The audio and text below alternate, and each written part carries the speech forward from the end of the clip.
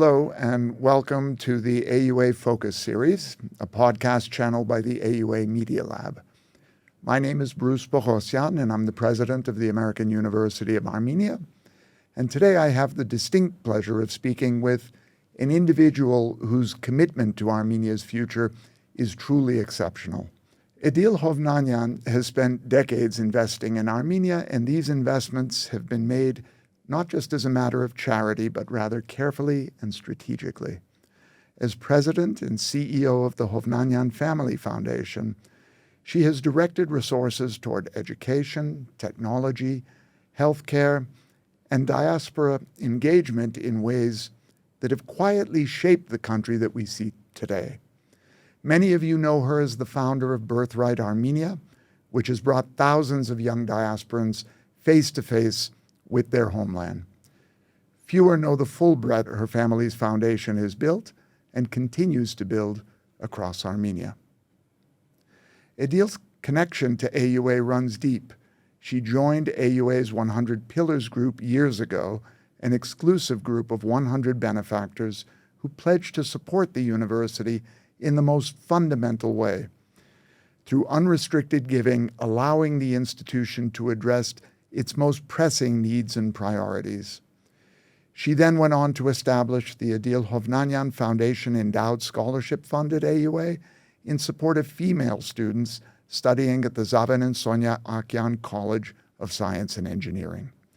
Edele's belief in what this university can do for Armenia has been generous and long-standing.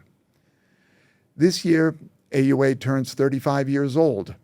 It's a moment worth pausing to celebrate, give gratitude to our community of supporters, and look back at what we have built.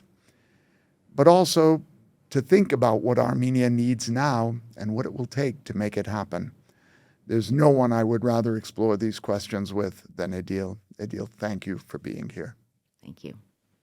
Edele, you've been investing in Armenia for decades across education, technology, diaspora engagement, healthcare, arts, culture, ecotourism.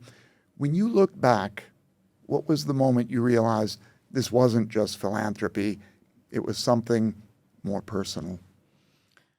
Well, it's obviously, I'm Armenian in every breath I take, even though I was born in America, raised in America, and educated in America. And my experience when I graduated from University of Pennsylvania and made the decision to spend a year in Soviet Armenia made me realize that to define myself as an Armenian and not have a connection to the country, even though at that time it was a Soviet country, limited the definition of what it meant to be an Armenian in this world. And so when Armenia became independent, I felt very strongly that as wonderful as our Armenian diaspora institutions are, that if I couldn't help create that connection to having a part of one's definition of their identity be connected to the homeland, that both the diaspora and also the homeland would not rise to their full potential.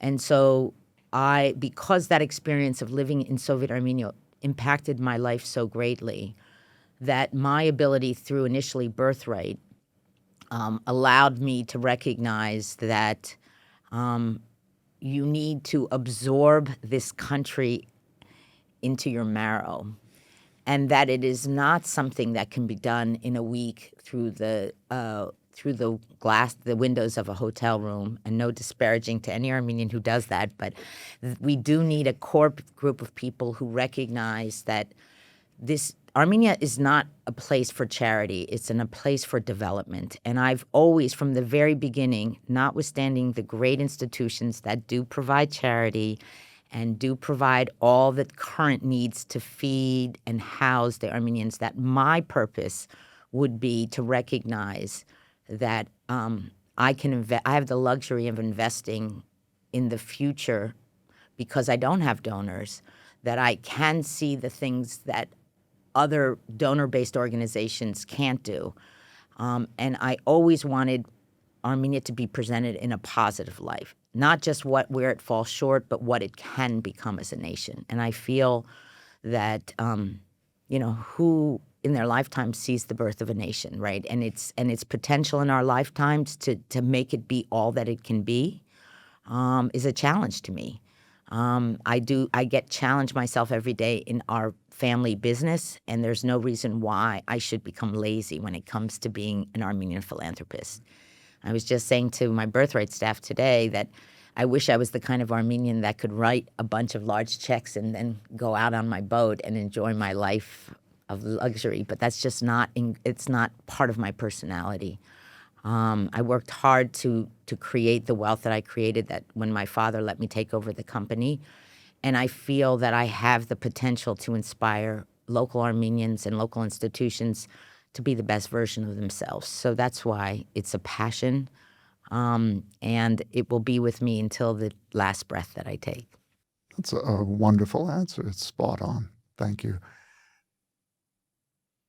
I came across something in your Birthright Armenia profile about what your father once said to you. Don't be the first generation that saw the birth and death of a nation in your lifetime. And that impressed me deeply when I read it. How does that stay with you when you're deciding where to direct your philanthropy? First of all, it stays with me because it was the last sentence my father had said to me before he died, literally minutes before he died. And I always joke with people who don't understand my father that you would think that when your father's on his deathbed, he would look at you and say, "Sweetheart, I love you. I'm so proud of you." But no, my father just put a huge burden on my shoulders and made that statement and then passed. And so it just, to me, epitomizes Edele Hovnanian, which is he never wanted to make things easy. He wanted me to challenge myself.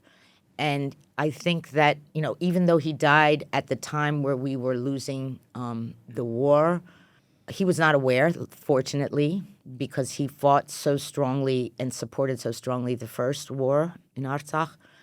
But I recognize that we're living history when Armenia was born. For those of us who are old enough to have experienced the early 90s and to see how far Armenia has come.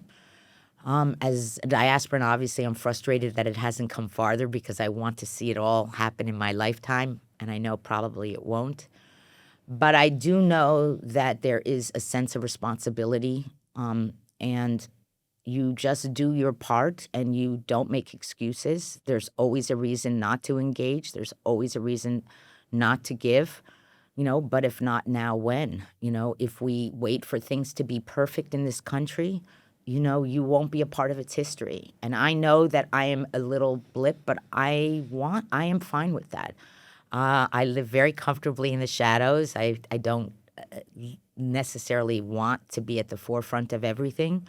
But I like investing in the things that take decades to truly see its impact. I will tell you, when I started Birthright, even my father thought I was crazy.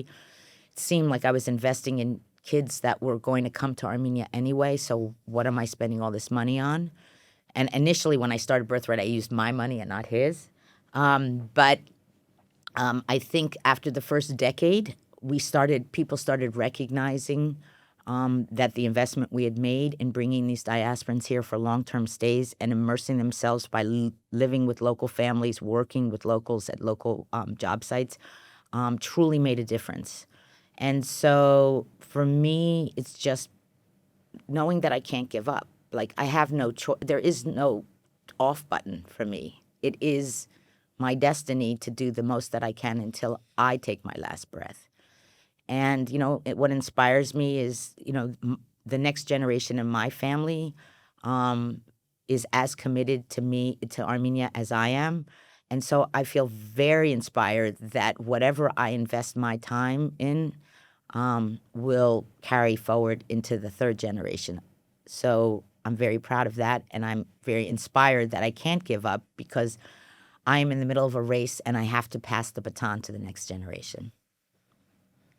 The firsthand accounts of people who have gone through the Birthright program that I've heard have been invariably about how it completely changed their life, their outlook, and their feelings about Armenia. I think it's been a wonderful program. Thank you. Many philanthropists spread their giving across many causes. You've been pretty deliberate about education as a lever.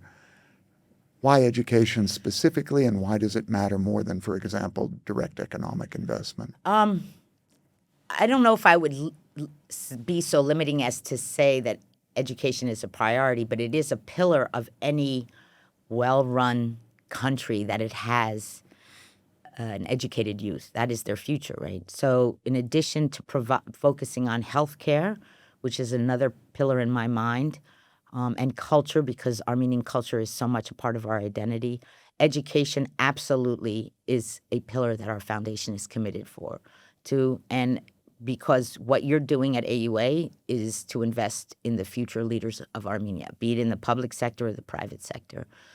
And so for me not to support education, be it in AUA or local institutions, I cannot be sincere about the future unless I invest in those people that are going to be responsible for that future.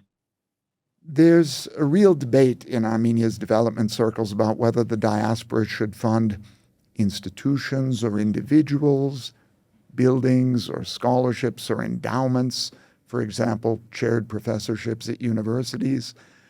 Where do you come down on this? Well, up until now, our Armenian focus of our foundation, which is only half, our foundation is split between New Jersey institutions and Armenia. Our focus has been on within the boundaries of the country of Armenia. Recently recognizing that our foundation is going to be growing rather quickly, since I, as the executor of my father's estate, am empowered to transfer his net worth to the foundation, and we're not even halfway through. I have challenged Linda Yapoyan to evaluate the diaspora needs and to slowly prepare our foundation to play a role in strengthening the Armenian diaspora, which I think is critical because it is truly an asset of the Armenian people, is our strong diaspora. At the same time, I recognize that there's a lot of Armenian institutions that are fortunate enough to be well connected to the diaspora, whether they're in the diaspora or whether they're based in Armenia and have a founder who has a network to allow for large-scale development. So my tendency has been to try to focus on those areas that those institutions and NGOs that do not have a large connection with the especially American donor base, but are also doing things that are sometimes less appealing to donors because they are a long-term vision. They are a long-term play. And I recognize that the weakness of organizations is that sometimes we adjust to what is the easiest thing to raise funds for, which is the thing where the ribbon cutting and the before and after photos of the hospital before and the hospital after. And so I have a tendency sometimes to shy away from those things, only because my attitude is that there's a lot of other people that can give to that. Maybe not on my size, but there's a lot of donors and a lot of people who want to feel good about doing something for Armenia, aren't necessarily committed to doing what I did, was build institutions and fund and staff them and run them, but want to feel that they are making an impact and have a connection. So I generally try to find the niche to serve where other donor-based organization cannot. So although we have supported AUA and we will continue to do so, and we have supported Co-op and FAR and FAST and HBU and all of the established institutions,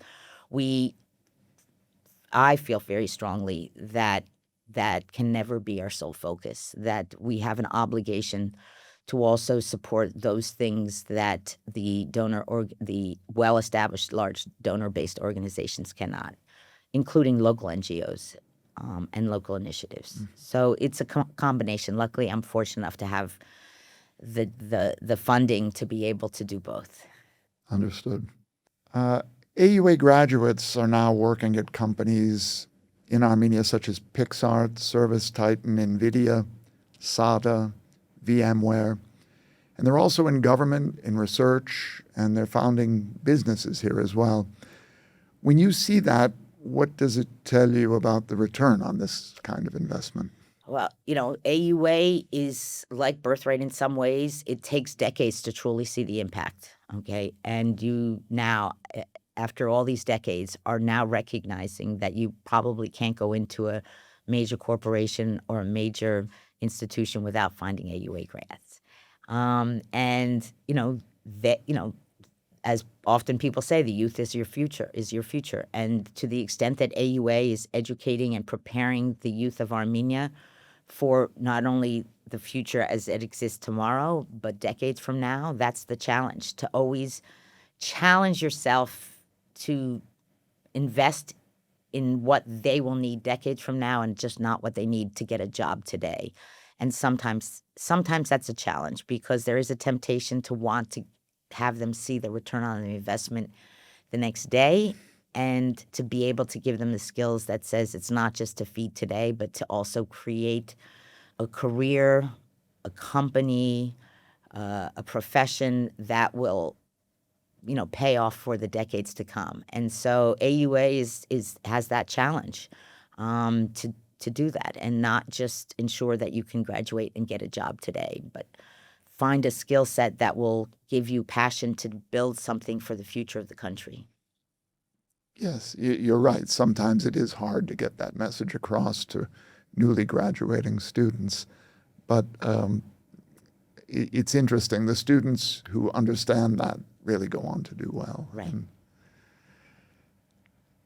we're at a moment where Armenia is navigating enormous geopolitical pressure and at the same time experiencing a tech boom. And as somebody who's followed Armenia closely since its founding, and in fact before that as well, tell us a bit how you perceive this moment in history. I think I speak like most Armenians and a little bit frustrated that things did not move as fast as we wanted. And I think that we were just unrealistic about how long it takes not just to build a nation, but to undo the post-Soviet institutions. And that's still somehow, amazingly, still some of it exists today. And so I've become a little bit more realistic and patient, I think, in recognizing that I'm not going to see the version of Armenia I see in my mind before I die, potentially. But to me, the hardest thing is to always remember the challenges that Armenia faces, not just because it's not a nation that we created from scratch, but we had to tear a nation apart to recreate it, post-Soviet. But also we are in a very challenging situation by being surrounded by countries that are not necessarily our allies. And, and I'm not just talking about Artsakh and the war, just in general in terms of business and trade and opportunities. And so for me, what's critical is that Armenia stay on the path to democracy and respecting the rule of law.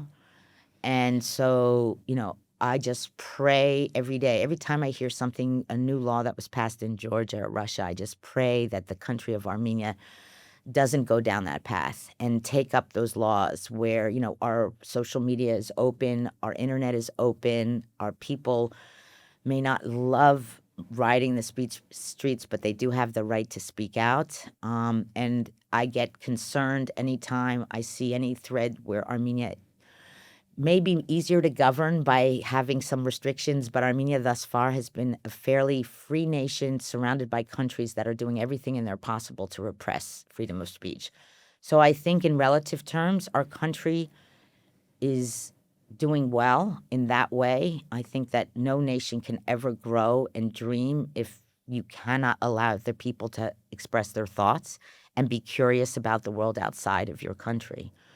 And so I have to focus on our successes and given our challenges. And I think Armenia today is on a good path, but as any parent looking at a child say they want more, I want it to be more, I want it to be faster, and I want to see it all before I die. And I know it's not going to happen, but I still get impatient every now and then. It's an interesting time in history, and you're right that it's a delicate part of the world, and the balance that Armenia has to to have between the governments on all sides of it and between East and West is difficult, to say the least. Well, I think the advantage for someone like me is because I so well remember the Soviet lifestyle and the Soviet challenges that I really do appreciate how far Armenia has come. It's for those who have visited Armenia maybe in the late 90s and have come back a decade later or 2 decades later and are frustrated from the lack of progress, that I think that if you really have to focus on its starting point, which to me gives me a little bit more understanding of how far they've come. And so judging Armenia in today's eyes without appreciating what it was like during the Soviet Union, post-earthquake, post-Artsakh First War, and all those challenges.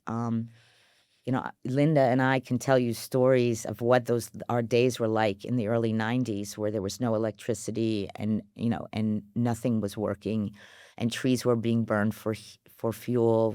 All of us who are fortunate enough to experience that, we've gone through a lot of historic moments with Armenia thus far. I feel very fortunate. I don't think that today is as historic as those days, but to hold back the tide of repression and hold back those things that are critical to sustain a democracy given the area we're surrounded by, I think is something that we need to focus on. As much as we might not like what people say, we still have a fairly free country here. And that can't really be said about almost any of our neighbors. So I think that is a pretty big accomplishment to hold back that tide. And I respect the country and the people for fighting for that core freedom, and I hope it never goes away. AUA's 35th anniversary gala is coming up this November, and we hope to see you in Los Angeles at that time if your schedule permits. At the same time, we're soon going to continue an ambitious fundraising campaign to build a new campus complex on Sauce Street behind the university. For somebody sitting on the fence about whether or not to get involved, what would you tell them? So you're not asking this of me, you're asking me in regards to someone who's on the fence. Yes. Okay, that's a safer question. I think that, when you donate large sums of money, you're always concerned about making sure that it has impact. And, AUA has proven itself during the difficult times, the challenges, the political upheavals of the last 3 or 4 decades. And so for me, AUA is like backing a sure horse. There are obviously a lot of worthwhile institutions, but when you're sitting at home in LA and you're thinking about whether you should give and to whom you should give, giving to an institution like AUA is an easy one. There's no concerns. And that is probably, when giving to Armenia in large sums, the biggest thing is, worrying about corruption and worrying about, will it have an impact? And I think that AUA has proven itself during the initial years when it first opened, and the fact that it continues and is thriving makes it a safe bet for a large donor. And I think that you've proven yourself. And so, for those people who can't find a way to engage except to write a large check, there are not that many diasporan organizations with a strong foothold in Armenia that make the kind of impact that AUA does. So to me, it's an easy one. Thank you. I'm glad to hear that. Edele, before we close, I want to give you a moment to speak directly to the AUA community, to the students who are sitting in classrooms right now, to the faculty who are pushing the boundaries of academic excellence, and to the staff who keep this institution running every day. As somebody who's believed in this place for a long time, what would you want them to know from you? In every graduating class, there are going to be those that want to dream and that have passions. And as much as I've said that I know after spending money on a private education that the the goal is to get a job. The future of Armenia lies in those that are fearless, that have passions, that have visions, that drive themselves to break the mold of not living a safe life. This country needs those people. This country, whether it's in tech or whether it's in any other industry, whether it's in the arts and culture, or whether it's in any institution that they want to support, be fearless. And if you happen to be one of the fortunate ones that has a passion and has the ability to dream and is supported by a family that allows you to sometimes just jump off the deep end and hope you don't drown, I say go for it, because in all honesty, that's what my father did. He just literally let me dream, and even though he thought he was wrong, he let me go. And he said, never do anything just because it's a job or because it makes money. You have to believe in yourself, and you have to believe in the impact that you're having. And this is for the private sector as much as philanthropy, since my philanthropy and my NGOs, I run them like for-profit companies only because it's the only way I know how to manage. And so not everyone is going to have that ability. Not everyone is going to have passions and dreams and the support they need to be fearless. But if you can't be fearless in your 20s, if you can't afford to make mistakes in your 20s, brush yourself off and get back up, you'll never do it. So for those who are graduating, be ready to make mistakes and fail, because that's the only way that you know you're challenging yourself. So please, if you can afford to, and if you have the support of your family and loved ones, be fearless and jump off the deep end. Good advice. Thank you very much for all the work that you do for Armenian communities, both in Armenia and outside of it. The impact that the Hovnanian family has made for years is real and lasting. This conversation is a reminder that the most meaningful investments are the ones that are made with both conviction, strategy, and patience. And you've shown us what that looks like for decades now. So thank you very much. Thank you.